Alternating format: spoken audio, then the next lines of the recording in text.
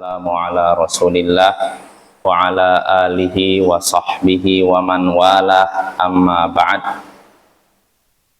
Ayyuhal ikhwah wal akhwat, a'azzani wa a'azzakumullah. Saudara-saudariku yang semoga dimuliakan oleh Allah, kita bertemu kembali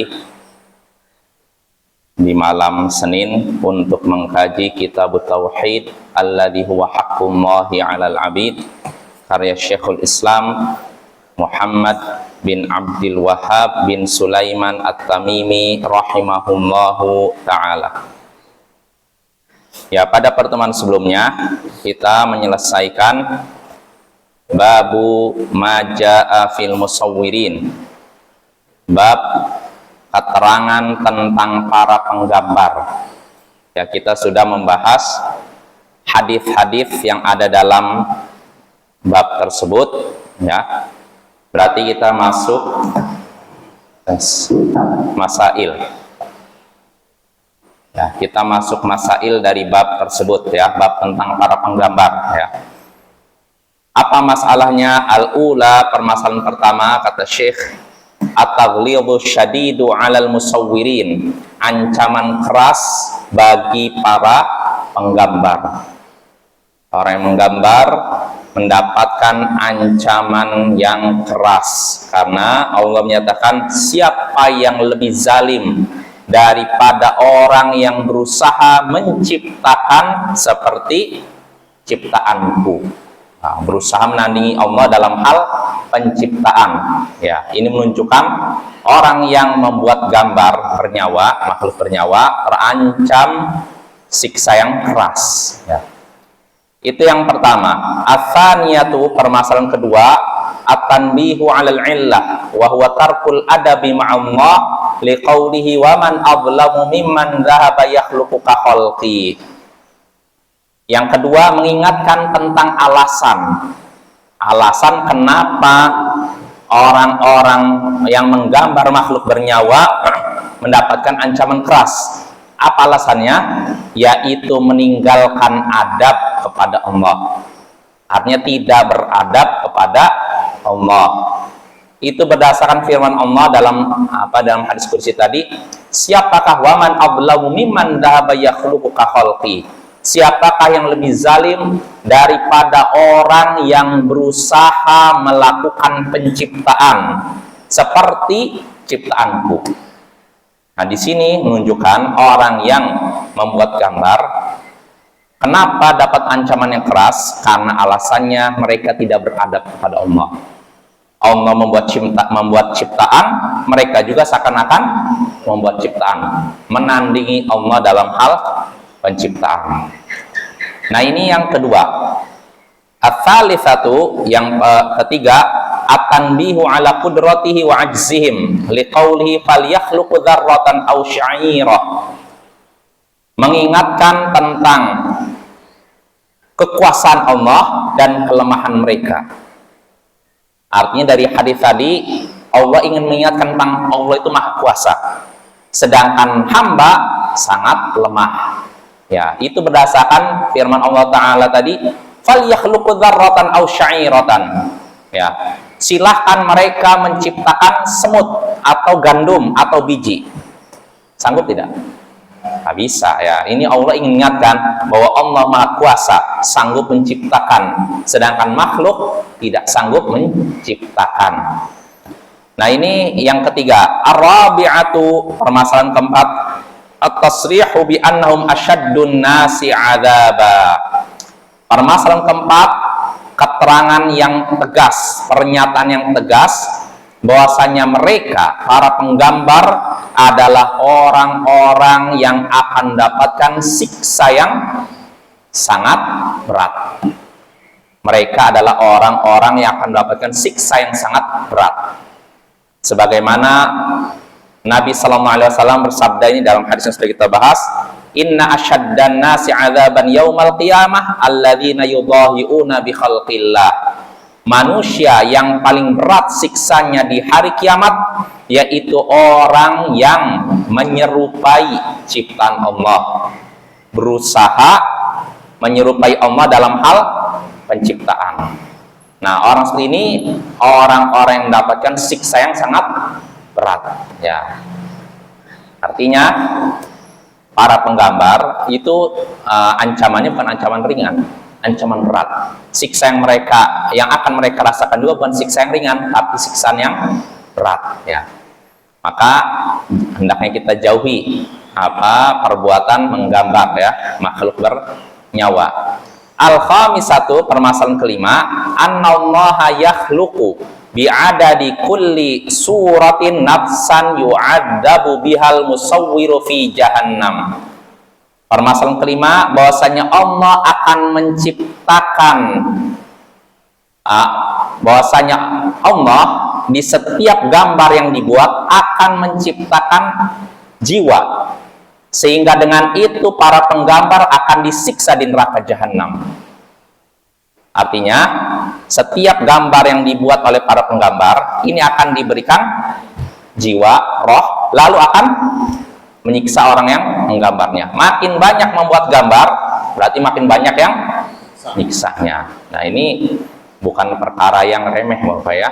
Makanya yang seperti ini kita sebarkan di tengah masyarakat kita, di tengah saudara-saudara kita. Karena saya menduga kuat, bahkan yakin, banyak yang belum mendengar hadis ini. Saya pribadi baru dengar hadis ini ketika SMA, kaget. Sama, masa ada hadis seperti ini? Gambar makhluk bernyawa, patung, masa terlarang? Padahal itu memang terlarang. Artinya saking asingnya hadis ini sampai-sampai sebagian orang kaget. Kok bisa? Padahal ini suatu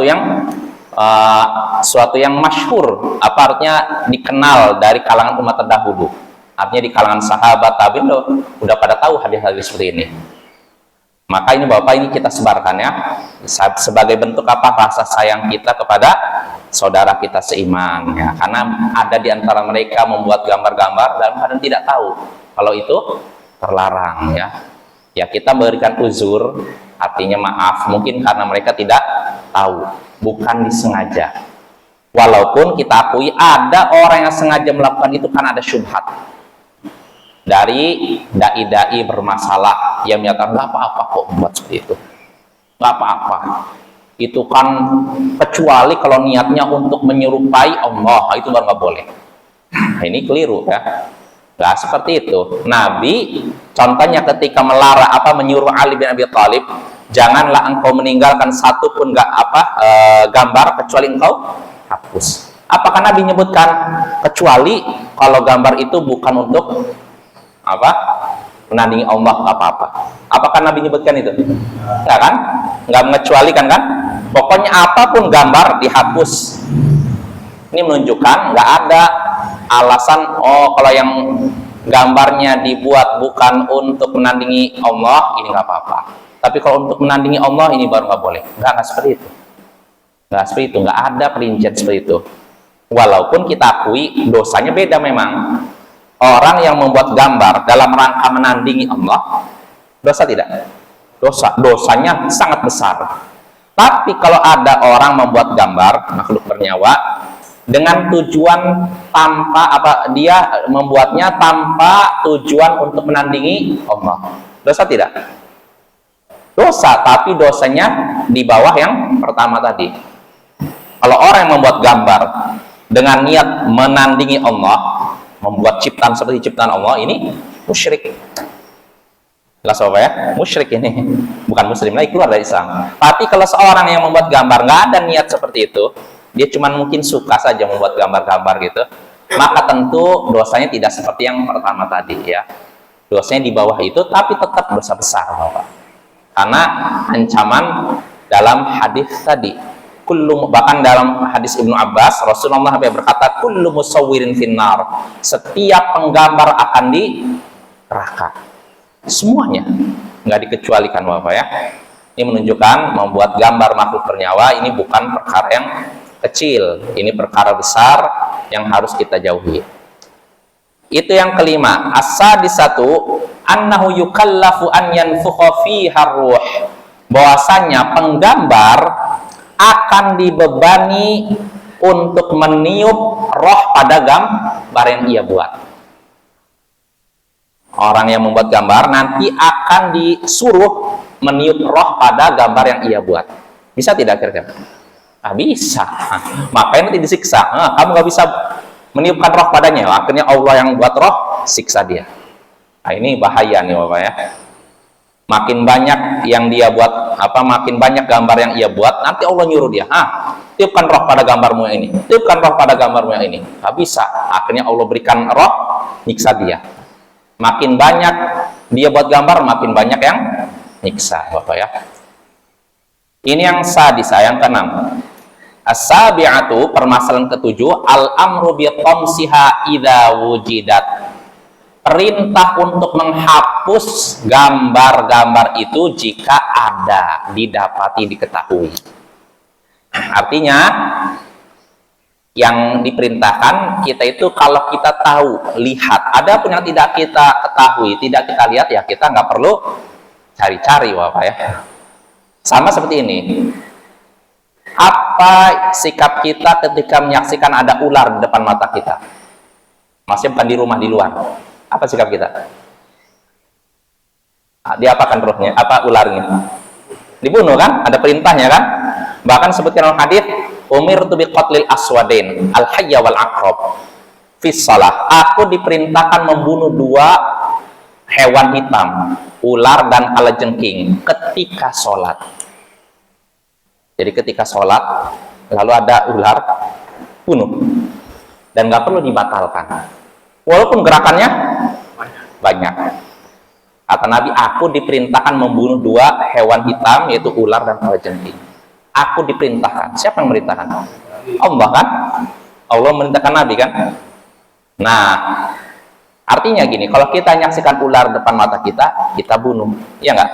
Nah, tapi pertanyaannya, kita nggak lihat ular, lalu kita buru, cari ular. Mana kira-kira? Kita ke hutan, mana ada ular? Apakah itu diperintahkan? Enggak. Yang diperintahkan itu kalau kita di depan mata kita ada ular, bunuh. Tapi yang tidak kita lihat, jangan dicari. Ya itu bukan termasuk sunnah Rasul ya. Oh iya, nggak boleh. Cara ular, jangan ya, itu harus dibunuh ya. Tapi sekali lagi, yang dibunuh itu yang dilihat di depan mata. Ada pun yang ada di hutan-hutan, nggak perlu kita cari ular untuk bunuh ular. Nah seperti itu. Oh ya. Nah begitu pula gambar. Jadi yang diperintahkan yang di depan mata kita, misalnya ada gambar sini, kita hapus. Ada pun yang di tempat lain, kita nggak perlu cari-cari mana, ada nggak di gedung-gedung cari nggak ada gambar. Nggak seperti itu ya. Gitu ya. Jadi kita hanya diperintahkan menghapus gambar yang ada di depan mata kita. Dan itu kalau memang kita punya kekuasaan. Misalkan saya sebagai pemimpin, lalu disaksikan rakyat saya ada yang melakukan itu, maka kewajiban saya untuk menghapusnya. Adapun kalau itu di luar kekuasaan saya, maka jangan. Misalkan saya rakyat biasa, lalu ada yang membuat gambar, saya langsung hapus. Bisa? Nggak bisa. Itu tugas penguasa. Cukup saya lapor, penguasa nih ada orang yang membuat gambar, tolong ditangani. Nanti penguasa lah yang menghapus. Tapi ini tentu saja penguasa yang ngerti agama ya. Kalau penguasa nggak ngerti agama, malah melestarikan gambar ya. Kita mohon kepada Allah agar memberikan hidayah kepada para pemimpin kita, biar ngerti agama, biar kemungkaran seperti ini dihilangkan, bukan dilestarikan Bapak ya. Nah itu ya, jadi kita diperintahkan untuk menghapus gambar kalau memang ada, memang terlihat di depan mata kita. Ya, ini perintah. Sedangkan hukum asal perintah apa? Wajib ya. Nah itu ya, itu beberapa masalah dari bab maja'a fil musawwirin, bab keterangan tentang para penggambar. Nah sekarang kita masuk bab baru, babu maja'a fi kathratil halif, bab keterangan tentang banyak bersumpah. Nah ini kebetulan judul babnya sama dengan fikih ya, alhamdulillah Bapak. Kebetulan bersamaan. Ada manfaatnya nggak? Apa manfaatnya kira-kira? Lebih nempel. Jadi kalau ilmu, Bapak, misalkan kita belajar fikih, belajar akidah, pas babnya sama, itu insya Allah lebih nempel di kepala. Ya, makanya di antara tips ada seorang ustadz yang dari Yaman menasihati seorang pelajar Indonesia yang pergi ke Yaman. Ustadz ini nasihati, kamu kalau bisa metode belajarnya fokus satu pelajaran. Maksudnya apa? Kamu misalkan tahun pertama fokus nahwu dari dasar sampai tinggi, pelajar itu setahun. Nanti kalau udah selesai usul fikih setahun. Nanti selesai hadis setahun. Baru setelah itu milih mau fikih apa, bebas. Tapi dalam setahun itu pagi sampai malam satu pelajaran itu. Nah ini kalau misalkan dipelajari memang jadi kita. Artinya kita nggak repot murojaah, nggak repot ngulang, Bapak. Karena apa? Yang dipelajari ini subuh nanti pas waktu zuhur ngulang lagi situ. Walaupun kitabnya beda. Nah yang seperti ini kan nempel kan? Berulang setiap hari gitu. Nanti setahun udah nempel tuh. Nggak repot menghafal, nggak repot ngulang. Dengan duduk majelis taklim, dengar ini nanti siangnya dengar lagi terus aja. Satu nempel itu bagus. Dan itu ada seorang ustadz yang seperti itu, dia belajar metodenya seperti itu, dan dia bisa dibilang diakui keilmuannya oleh Syekh di Yaman. Mungkin artinya dia benar-benar menguasai ilmu yang dia tekuni. Beda dengan kalau belajar dalam sehari fikih, usul fikih ini, kadang kita repot apanya? Murojaah, ngulang-ngulang. Tapi kalau satu begitu setahun fokus satu bidang aja, setahun lagi, nah itu nempel. Itu bagus, ilmu yang dipelajari nempel di kepala. Cuma kekurangannya apa kira-kira? Tabiat manusia kalau mempelajari sesuatu yang sama setiap hari apa? Bosan. Ini godannya bosan. Gimana?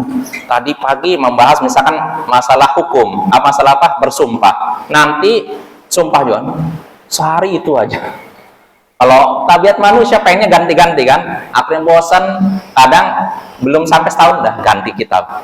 Nah ini kurang pas Bapak ya. Jadi kalau kita mau berhasil memang lawan rasa bosan, Bapak ya, lawan rasa bosan.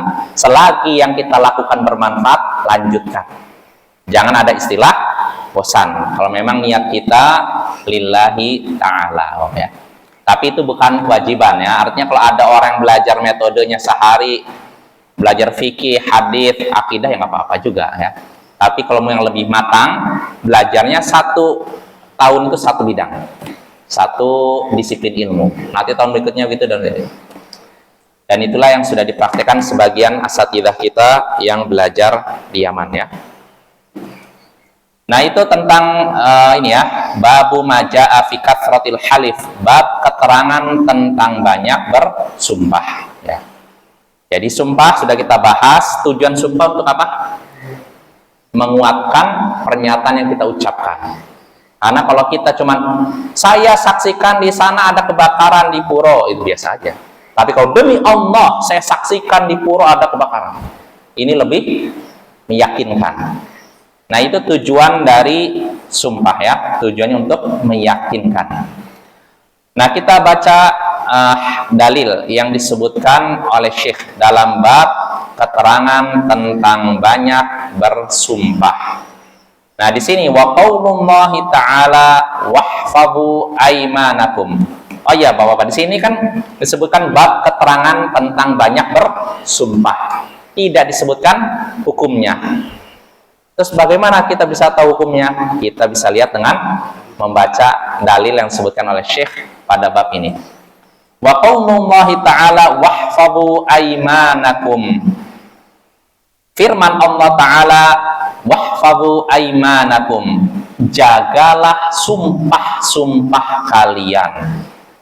Surat Al-Maidah ayat 89. Jagalah sumpah-sumpah kalian. Ini perintah bukan? Jagalah sumpah, perintah bukan? Nah, sedangkan hukum asal perintah wajib. Makanya kata Syekh bin Baz ini ketika beliau menjelaskan kitab tauhid, hadzal amru lil wujub fayajibu hifdzul yamin illa min hajatin laha. Ya.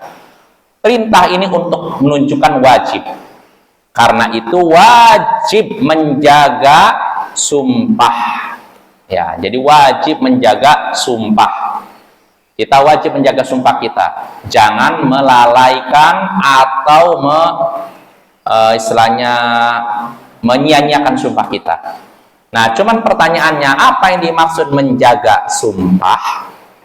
Apa maksud menjaga sumpah? Ada yang tahu? Apa jadi jaga sumpah itu? Pertama, kata para ulama, ada 3 Bapak ya, cara menjaga sumpah. Pertama, jangan bersumpah. Artinya, kalau memang tidak dibutuhkan, nggak usah bersumpah. Jagalah sumpah kalian, nanti jangan bersumpah. Ini pertama. Kedua, kalaupun harus bersumpah, tepati sumpahnya. Jelas? Jadi kalau kita misalnya bersumpahnya, misalkan, demi Allah, saya akan datang ke rumah kamu besok. Saya akan datang ke rumah kamu besok. Ini kan sumpah kan? Pertama, asalnya jangan sumpah. Kalau memang nggak dibutuhkan, nggak usah sumpah. Tapi kalau sudah terlanjur sumpah, demi Allah, saya akan datang ke rumah kamu besok. Apa yang harus dilakukan? Kalau saya langsung tepati. Jangan, wah, tenang. Saya kan cuma main-main, hati-hati itu. Itu udah mempermainkan nama Allah. Maka jangan sembarangan bersumpah, lalu kita tidak menunaikan apa yang kita sumpahkan. Jangan seperti itu ya. Jadi pertama, jangan bersumpah. Ini cara menjaga sumpah ya. Kedua, kalau memang harus bersumpah, maka hendaknya menepati sumpah kita. Ini yang kedua. Lalu ketiga, kalau memang harus melanggarnya, jadi dia udah bersumpah, lalu melanggarnya, tidak bisa menepatinya, maka hendaknya membayar dendanya, kafaratnya. Nah, ini yang ketiga. Jadi pertama, cara menjaga sumpah, jangan bersumpah. Kedua, kalau memang perlu bersumpah, tepatilah sumpahnya. Lalu ketiga, kalau memang bersumpah, lalu ternyata tidak bisa menepati sumpahnya, dan harus melanggarnya, maka hendaknya membayar dendanya. Bayar dendanya apa? Memberi makan 10 orang miskin dari makanan yang biasa kita makan. Atau memberi pakaian orang miskin, 10 orang miskin, pakaian seperti yang biasa kita pakai, atau membebaskan budak. Kalau tidak sanggup ini, puasa 3 hari. Nah ini Bapak, ini yang ketiga ya. Kalau memang kita sumpah, terlanjur bersumpah, ternyata kita mau tidak mau melanggar sumpah kita, tidak menepati sumpah kita, maka bayar dendanya. Pertanyaannya, apa tadi, bersumpah dan tidak menepati sumpah, contohnya apa? Karena apa kira-kira melanggarnya? Jadi kalau ada orang bersumpah lalu dia harus melanggarnya, tidak menepatinya, maka dia harus membayar dendanya. Nah, tidak menepatinya kenapa? Bisa karena tidak sanggup melaksanakannya, atau sumpah tersebut mengandung unsur dosa. Pertama, tidak mampu melakukannya, atau kedua, kalau melakukannya akan terjatuh pada dosa. Jelas ya, ada 2 nih. Kita bisa membatalkan sumpah kita karena tidak sanggup melakukannya, atau karena dengan melakukannya kita akan terjatuh pada dosa. Kalau yang pertama, tidak sanggup melakukannya, ya contohnya misalkan gini, seorang berkata, demi Allah, saya akan umroh setiap bulan sejak sekarang. Ternyata uangnya pas-pasan, bisa umroh sekali bulan ini, bulan depannya nggak sanggup. Nah, bagaimana nih? Batalkan sumpahnya, bayar dendanya. Pilih 3, ngasih makan orang miskin 10 orang miskin, atau memberikan pakaian orang miskin 10 orang miskin, atau bebaskan budak. Kalau tidak sanggup, puasa 3 hari. Nah, ini kalau tidak mampu melaksanakan sumpah kita ya. Yang kedua, kalau dengan melakukan sumpah kita akan terjatuh dalam dosa. Contohnya apa? Demi Allah, saya nggak akan lagi ketemu dengan kerabat saya ini selama-lamanya. Ini namanya apa? Memutus silaturahim. Boleh nggak dalam Islam? Nggak boleh. Nggak boleh Bapak ya, memutus silaturahim nggak boleh ya. Kita tetap harus menjaga hubungan dengan kerabat separah apapun mereka ya. Kita cuman memutus, kalau mutus, kita berusaha untuk menyambung. Kalau mereka mutus, urusan mereka. Kita menunaikan hak mereka, kalau mereka tidak menunaikan hak kita, urusan mereka. Nah ini adab dalam berhubungan dengan kerabat. Nggak boleh memutus silaturahim dalam keadaan apapun, kecuali lain halnya Bapak ya. Kalau kasusnya misalkan kerabatnya murtad, ini kan lain lagi kan masalahnya kan. Nah, itu lain lagi masalahnya itu. Kalau itu lain lagi, itu kondisi tertentu. Tapi kalau selama tidak seperti itu, nggak boleh memutus hubungan silaturahim. Apalagi masalah dunia sepele, gara-gara ribut masalah warisan langsung nggak mau saya ketemu dengan dia, nggak mau ketemu dengan abangnya, nggak mau ketemu dengan adiknya, gara-gara ribut masalah warisan. Ini haram. Nah, kalau misalkan ada orang nih bersumpah, demi Allah saya nggak mau ketemu dengan abang saya ini selama-lamanya, namanya apa? Sumpah untuk memutus silaturahim. Boleh nggak? Nah, kalau sudah terlanjur mengucapkan itu dan dia tahu ini salah, berarti apa yang harus dia lakukan? Nah, tadi memberi makan 10 orang miskin, atau memberi pakaian kepada mereka, atau membebaskan budak. Kalau tidak sanggup salah satu dari 3 ini, puasa 3 hari Bapak ya. Nah, inilah cara menjaga sumpah. Cara menjaga sumpah, jadi sekali lagi bisa disimpulkan 3. Tidak usah bersumpah kalau memang tidak dibutuhkan. Kedua, kalau memang perlu bersumpah, hendaknya menepati sumpah tersebut. Lalu ketiga, kalau memang terlanjur bersumpah lalu tidak bisa menepatinya karena tidak sanggup melakukannya, atau dengan melakukannya akan terjatuh pada dosa, maka hendaknya membayar dendanya, membayar kafaratnya. Nah, dari dari ayat ini tadi kan menjaga sumpah, tidak usah bersumpah. Kalau terlanjur bersumpah, menepatinya. Kalau misalkan terlanjur bersumpah lalu tidak bisa menepatinya, membayar dendanya. Berarti dari ayat ini kita bisa menyimpulkan, banyak bersumpah diperbolehkan tidak? Hah? Diperbolehkan tidak? Oh. Iya, tidak boleh. Ya, jangan bermudah-mudahan dalam bersumpah, kecuali kalau benar-benar dibutuhkan.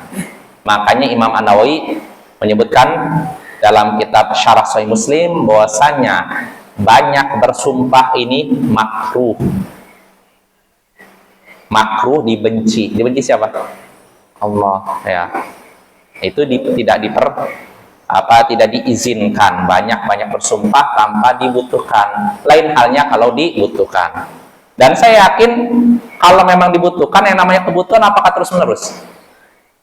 Kan pada waktu tertentu aja, yang misalkan dalam momen ini dia harus bersumpah ini, nggak mungkin seorang dia bersumpah setiap hari. Dibutuhkan ini? Nggak mungkin ya. Makanya dari ayat tadi kita bisa menyimpulkan terlarangnya banyak bersumpah ya, itu perbuatan yang terlarang. Walaupun bisa hukumnya makruh dalam artian melakukannya tidak dosa tapi meninggalkannya berpahala, dan bisa juga haram ya. Ini dalil dari ayat. Lalu berikutnya kita baca dalil dari hadis. Kata Syekh rahimahullah, an Abi Hurairah radhiyallahu anhu qala sami'tu Rasulullah sallallahu alaihi wasallam yaqul al-halifu manfaqatun lis-sil'ati mamhaqatun lil kasbi, akhrajahu.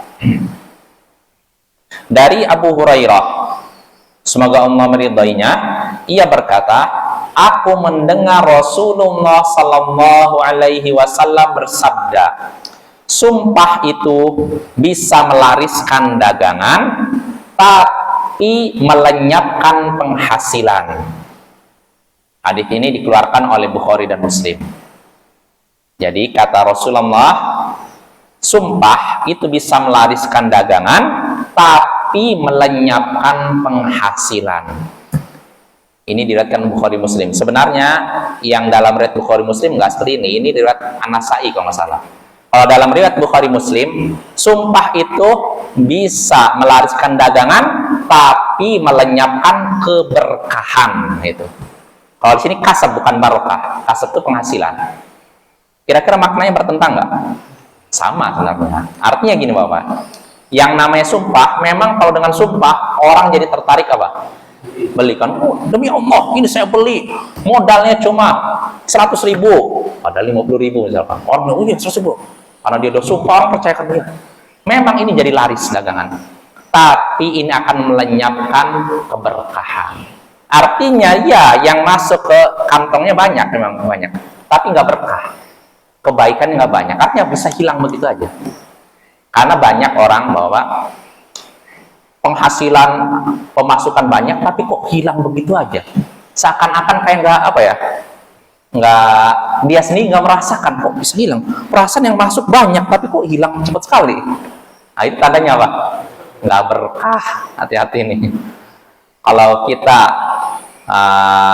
jualan, kita banyak pemasukan, tapi hilang juga dengan cepat, tandanya apa, jual beli kita tidak berkah. Apa penyebabnya? Di antaranya ini, banyak bersumpah, ngobrol nama Allah. Demi Allah, saya beli ini cuma modalnya 100.000. Sehingga kamu ya. Nah, hati-hati Bapak ya. Jadi kata Nabi, sumpah itu bisa melariskan dagangan, tapi melenyapkan keberkahan, melenyapkan penghasilan. Dan kita nggak ingin kan punya harta tapi tidak berkah kan? Apa ada yang suka gitu? Oh saya pengen dapat harta tapi nggak diberkahi. Ada? Nggak mungkin. Semua kita ingin harta kita, rumah kita, anak kita diberkahi oleh Allah. Diberkahi artinya dapat kebaikan yang banyak. Nah ini yang kita inginkan. Jangan sampai harta banyak tapi tidak berkah. Nah ini rugi ya. Dan ini terjadi pada tentu saja orang-orang yang mencari penghasilan dari yang haram. Walaupun banyak harta mereka, di rekeningnya mungkin M hartanya, tapi nggak berkah. Nggak berkah karena apa? Mungkin dari banyak, misalkan dia rumah tangganya hancur, mungkin anaknya ditangkap polisi, terus istrinya selingkuh, dan banyak lagi. Jadi ada harta, banyak harta tapi nggak bermanfaat sama sekali. Nah itu namanya tidak diberkahi. Dan kita mohon kepada Allah agar memberkahi penghasilan kita dan kehidupan kita. Nah itu yang kedua ya. Nah hadis ini menunjukkan tadi sumpah bisa melariskan dagangan tapi melenyapkan penghasilan. Berarti dari hadis ini kita bisa menyimpulkan boleh tidak banyak bersumpah. Nah boleh ya, jangan banyak-banyak bersumpah ya. Kalau kita ingin barang dagangan kita laris, tidak perlu bersumpah. Bagaimana caranya supaya laris? Ini banyak pedagang lebih ngerti. Mana? Indal, gimana caranya supaya laris barang dagangan? Kalau memang nggak perlu sumpah, bagaimana caranya? Ya ini aja pelayanannya Bapak ya, pelayanan. Kadang Bapak, orang itu beli nggak mesti karena lihat harga, pelayanan orangnya. Orang ini istilahnya apa ya, ramah. Ya saya pribadi begitu. Saya kadang ada di dua toko nih. Yang satu jutek orangnya kayak ketus, kalau ngelayani, satu ramah. Walaupun harganya lebih mahal, saya lebih milih yang ini, yang ramah. Ini saya pribadi yang nggak tahu kalau Bapak ya. Kalau saya gitu, misalkan saya belanja nih dua orang, yang satu jutek sekali, ngelayani kayaknya nggak dengan sepenuh hati gitu loh. Sedangkan yang satu ramah, tapi lebih mahal. Kalau saya milih yang ini, yang lebih mahal tapi ramah. Nah makanya untuk masalah melariskan barang dagangan, nggak mesti banyak bersumpah. Pelayanannya diperbaiki, lalu ya selain pelayan diperbaiki, ya banyak-banyak berdoa kepada Allah. Ya. Dengan berdoa kepada Allah, semoga dilancarkan rezeki, Allah pun lancarkan rezeki kita ya. Dan namanya rezeki itu sudah Allah tentukan. Kadang nggak bisa kita tebak. Bisa jadi ada sebuah, anggap toko di pinggir jalan. Yang satunya lagi toko di masuk ke dalam. Ternyata yang masuk ke dalam laris, yang ini pinggir jalan nggak laris, ya nggak? Padahal menurut teori harusnya yang di pinggir jalan laris kan? Kalau yang masuk-masuk nggak laris kan? Tapi Allah lah yang memberi rezeki, bukan tempat. Oh. Makanya banyak-banyaklah meminta rezeki kepada Allah ya, bukan kepada kehebatan. Jangan bersandar kepada kehebatan kita atau kepada kecerdasan kita atau kepada orang lain. Bersandarlah kepada Allah, maka Allah akan memberikan rezekinya kepada kita. Yaitu hadis kedua ya. Dari hadis kedua kita bisa menyimpulkan bahwasanya banyak bersumpah itu terlarang ya. Masih ada waktu? Ada ya. Satu hadis lagi kita baca. Berkata Syekh Muhammad bin Abdul Wahhab rahimahullah, an Salman radhiyallahu anhu, anna Rasulullah sallallahu alaihi wasallam qala, "Thalathatun la yukallimuhumullah wa la yuzakkihim wa lahum 'adzabun alim, usyaimitun zanin wa 'ailun mustakbir wa rajulun ja'alallaha bidha'atah la yashtari illa biyaminih wala yabi'u illa biyamini." Rawahu Tabrani bisanadin sahih. Coba kita lihat. 10 menit ya. 15 40 ya. Ya udah baca hadisnya aja lah.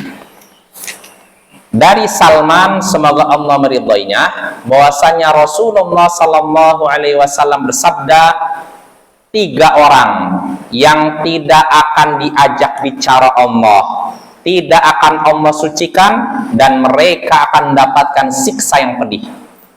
Ada 3 orang yang tidak akan diajak bicara oleh Allah, tidak akan Allah sucikan, dan mereka akan mendapatkan siksa yang pedih, yaitu orang yang beruban berzina, orang yang sudah beruban tapi berzina. Lalu kedua, orang yang miskin tapi sombong. Lalu ketiga, orang yang menjadikan Allah sebagai barang dagangannya. Dia tidak membeli kecuali dengan bersumpah dengan namanya, dan tidak menjual kecuali dengan bersumpah dengan namanya. Hadis riwayat Tabrani bisa dengan sanad sahih. Ya, ini hadisnya Bapak ya. Dari Salman, kata Rasulullah, ada 3 orang yang tidak akan diajak bicara oleh Allah. Di mana ini? Di akhirat ya. Dan tidak akan Allah sucikan, dan akan mendapatkan siksa yang pedih. Pertama, orang yang beruban tapi berzina. Artinya sudah tua tapi tetap berzina. Yang kedua, miskin, tidak punya harta tapi sombong. Lalu ketiga, orang yang menjadikan Allah sebagai barang dagangannya. Dia tidak beli kecuali dengan demi Allah saya beli, bersumpah dengan namanya. Dan dia tidak menjual kecuali dengan bersumpah dengan namanya. Demi Allah saya menjual ini modalnya. Beli, jual dengan ngobrol apa? Nama Allah. Nah, ini orang yang tidak akan apa? Tidak akan diajak bicara Allah, tidak disucikan, dan akan dapat siksa yang pedih. Ya, insya Allah ini hadis ini akan kita bahas pada pertemuan berikutnya saja ya. Sallallahu ala nabiyyina Muhammadin wa ala alihi wa sahbihi ajma'in. Wa akhiru da'wana anil hamdulillahi rabbil alamin. Assalamualaikum warahmatullahi wabarakatuh.